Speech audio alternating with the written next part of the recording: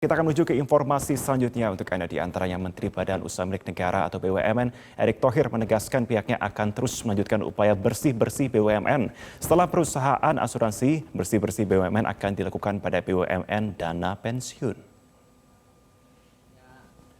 Erick Thohir dalam rilis survei LSI hari Minggu siang mengungkapkan pihaknya akan terus berkoordinasi dengan Kejaksaan Agung dan KPK dalam mengusut kasus dugaan korupsi di tubuh perusahaan milik negara. Erick menyebutkan pengungkapan kasus asuransi Jiwasraya dan Asabri hanyalah permulaan karena banyak dana pensiun BUMN yang bermasalah. Erick pun akan segera melakukan audit investigasi terhadap dana pensiun BUMN yang berpotensi menimbulkan kerugian. Erick Thohir juga menegaskan bahwa akan mencegah adanya intervensi politik dalam bersih-bersih BUMN ini. Langkah bersih-bersih ini menurut Erick juga harus didukung perbaikan sistem, termasuk dengan mengganti pejabat korup, terutama di jajaran direksi BUMN dengan pejabat berkualitas, bersih, dan baik.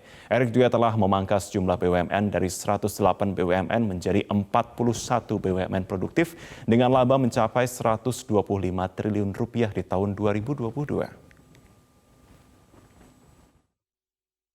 Ini setelah dana pensiun Jiwasraya Asabri, sekarang kita mendorong investigasi audit untuk dana-dana pensiun BUMN yang kemarin saya ngeliat bukunya ini 35% sehat, 65% sakit. Nah, kita harus antisipasi karena ini bisa angkanya cukup besar.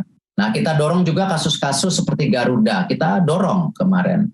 Lalu juga ada kasus-kasus yang kita tidak tahu terjadi, ya. Contoh misalnya Waskita Beton, ya. Tentu ini juga terima kasih dari teman-teman penegak hukum bisa menginformasikan karena memang secara data waktu itu kita sudah melihat sepertinya ada penipuan, artinya secara publik waktu itu mengeluarkan right issue, surat utang atau apalah saya lupa detailnya, tetapi ternyata penggunaannya tidak benar. Nah, kita dorong hari ini dan alhamdulillah kalau saya lihat sih hasilnya sudah ada, ya. Dari 108 BUMN kita dorong menjadi 41. Kalau kita lihat data-data rugi laba BUMN yang tadinya diawali ketika saya masuk 13 triliun, sekarang menjadi 125 triliun. Dan insya Allah untuk tahun ini angkanya bisa di atas 200